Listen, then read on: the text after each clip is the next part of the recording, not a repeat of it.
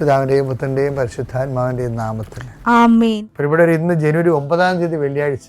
അമ്മേ പരിശുദ്ധ അമ്മേ, അമ്മേ പരിശുദ്ധ ദൈവമാതാവേ, കൃപാസനത്തിലൂടെ ഞങ്ങൾക്കും ഞങ്ങളുടെ ദേശത്തിനും അമ്മ മധ്യസ്ഥം തേടി തന്ന എല്ലാ അനുഗ്രഹങ്ങൾക്കും കൃപകൾക്കും ഞങ്ങളിപ്പോൾ ഹൃദയം നിറഞ്ഞ നന്ദി പറയുന്നു. അമ്മേ പരിശുദ്ധമ്മേ ദൈവമാതാവേ, 2004 ഡിസംബർ 7 ഉച്ചകഴിഞ്ഞ് 2:30 കൃപാസനത്തിൽ സംഭവിച്ച അമ്മയുടെ പ്രത്യക്ഷപ്പെടലിനെ കുറിച്ച് തിരുസഭയ്ക്ക് സമർപ്പിച്ചിരിക്കുന്ന പഠനരേഖകളുടെ മേൽ സഭാത്മകമായ പഠനം ആരംഭിക്കുവാൻ ഞങ്ങൾ പ്രാർത്ഥിക്കുന്നു.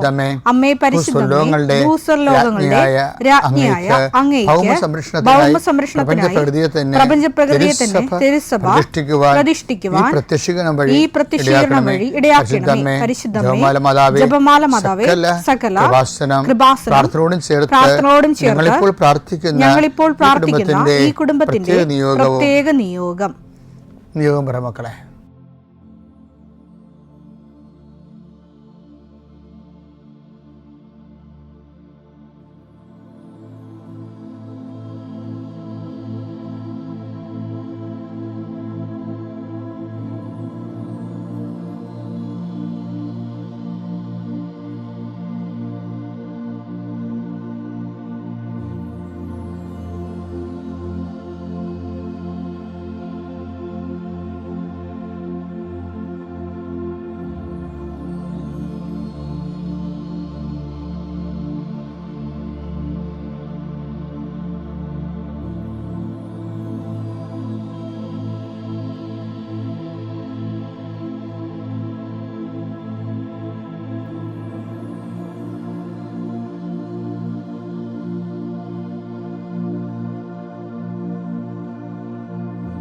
അമ്മയുടെ പ്രത്യക്ഷീകരണത്തിന്റെ ഈ അനുഗ്രഹവേളയിൽ ഞങ്ങൾക്ക് സാധിച്ചു തരുവാൻ കനിയണമേ. ആമേൻ. വിശ്വാസ പ്രമാണം.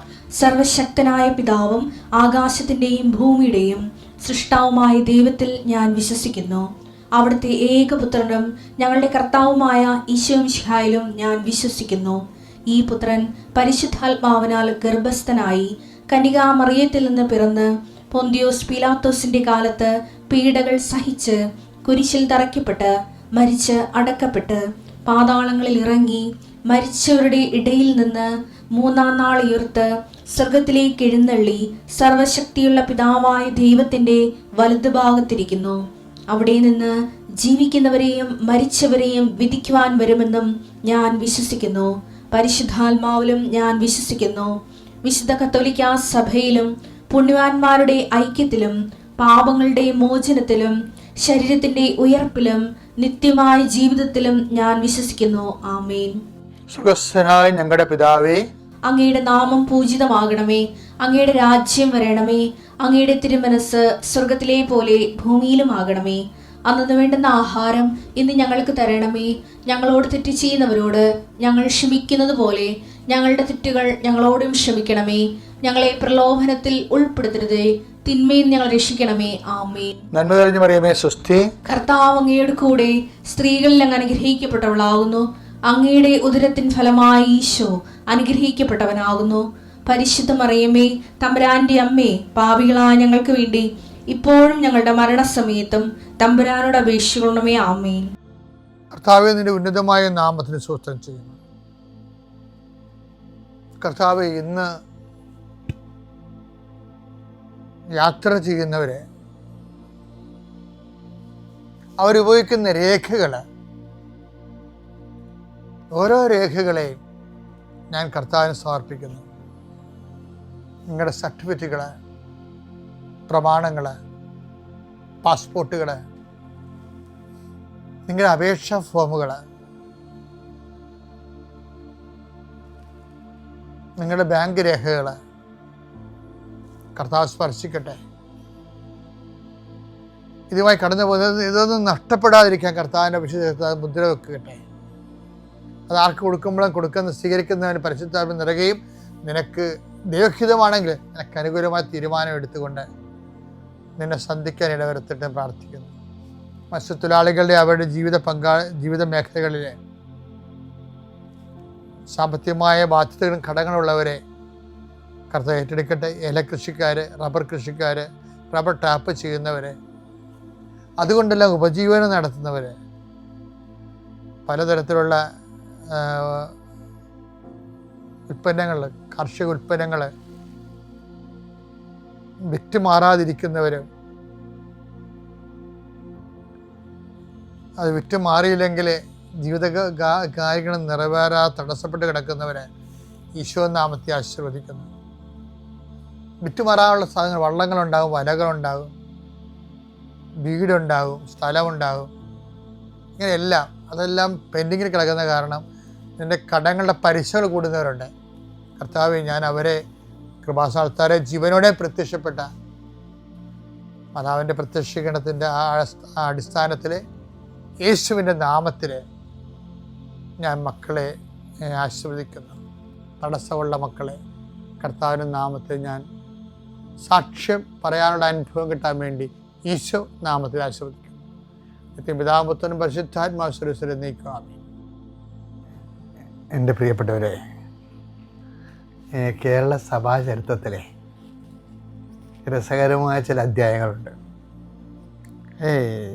1870 മുമ്പ് ഈ ബെർണാഡ് ബെച്ച്നെല്ലി പിതാവ് വരാപ്പുഴ വികാരിയാത്ത് ഭരിക്കുന്നതിന് മുമ്പ് ഒരു പിതാവ് ഭരിച്ചിരുന്നു. അതായത് 1830-31 കാലഘട്ടത്തിലെ ഒരു പിതാവ് ഭരിച്ചിരുന്നു. അതായത് അദ്ദേഹം ആണ് ബിഷപ്പ് സ്റ്റബിലീനി. ഈ സ്റ്റബിലീനി എത്താതിന് മുമ്പ് ഈ 27, കാരണം ഈ കാലഘട്ടങ്ങളിലൊക്കെ വ്യത്യസ്തങ്ങളായ വലിയ വലിയ സംഭവങ്ങൾ നടക്കുന്ന കാലഘട്ടമാണ്. ഇപ്പോൾ കേരള സഭയിൽ സിമിത്തേരിയൊക്കെ പണിയണത് 1870 തൊട്ടാണ്.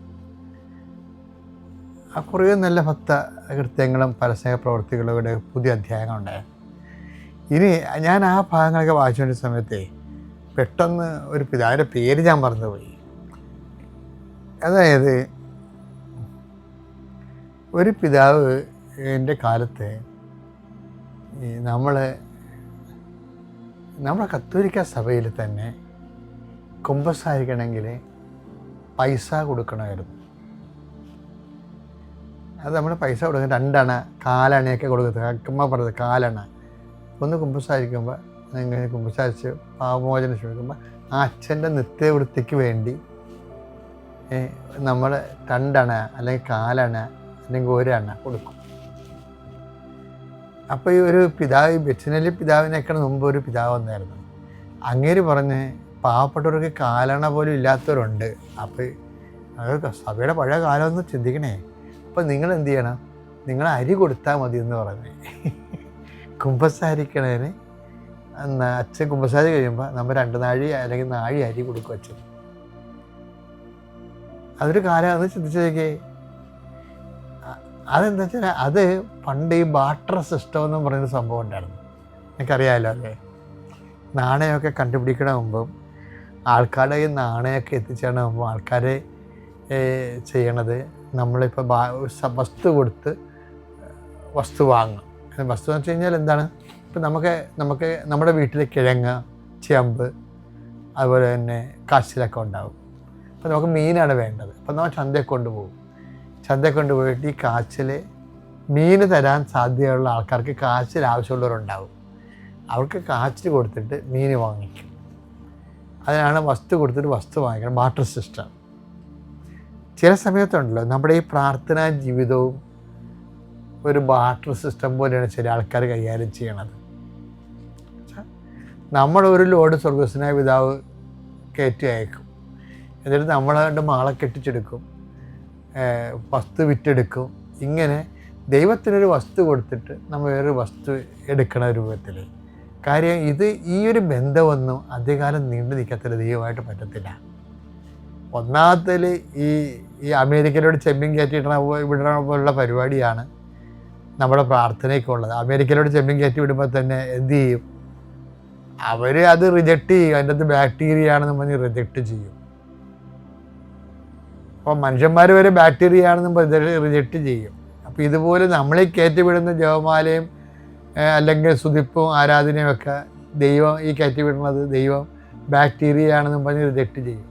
അതെന്താ കാര്യം? നമ്മുടെ വെറുപ്പ്, വിദ്വേഷം, ചതി, അഹങ്കാരം, മുൻകോപം, കലഹം, ഭിന്നത, ഇതൊക്കെ ബാക്ടീരിയ ഉണ്ടല്ലോ. അപ്പോൾ നമ്മുടെയൊക്കെ എന്നല്ലേ ഇത് പോണത്. അപ്പോൾ ആ ബാക്ടീരിയ അതിൻ്റെ അകത്ത് കയറും. അതുകൊണ്ടാണ് ഭജനം പറയണത്, ബാക്ടീരിയ പ്രാർത്ഥന കയറിയ ആ പ്രാർത്ഥന മൊത്തം റിജക്റ്റഡ് ആവും.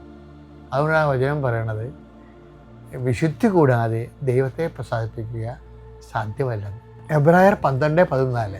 വിശുദ്ധി കൂടാതെ ആർക്കും കർത്താവിനെ ദർശിക്കാൻ സാധ്യമല്ല. അപ്പോൾ എപ്പോഴും നമ്മൾ ശ്രദ്ധിക്കേണ്ട വിഷയം, ഈ പ്രാർത്ഥിക്കുന്നത് ഏറ്റവും വലിയ ദൈവാനുഗ്രഹമാണ്. പക്ഷേ പ്രാർത്ഥിക്കുമ്പോൾ കണ്ടാമിനേറ്റഡ് ആകാതിരിക്കാൻ വേണ്ടി അതിനകത്ത് ബാക്ടീരിയ, വെറുപ്പിൻ്റെയും ദ്വേഷത്തിൻ്റെയൊക്കെ ബാക്ടീരിയ കയറാതിരിക്കാൻ വേണ്ടി പ്രത്യേകം ശ്രദ്ധിക്കണം.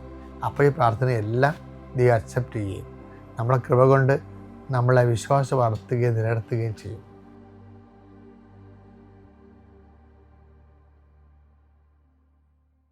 അത്യപൂർവ ദൈവാനുഭവങ്ങൾ ഇനി നിങ്ങൾക്കും സ്വന്തം. ഈ യൂട്യൂബ് ചാനൽ ഇതുവരെ സബ്സ്ക്രൈബ് ചെയ്തിട്ടില്ലെങ്കിൽ ഇപ്പോൾ തന്നെ സബ്സ്ക്രൈബ് ചെയ്യുക. ഈ വീഡിയോ ഇപ്പോൾ തന്നെ നിങ്ങളുടെ സുഹൃത്തുക്കൾക്ക് ഷെയർ ചെയ്തുകൊണ്ട് കർത്താവിൻ്റെ പ്രേക്ഷിതരാകുക.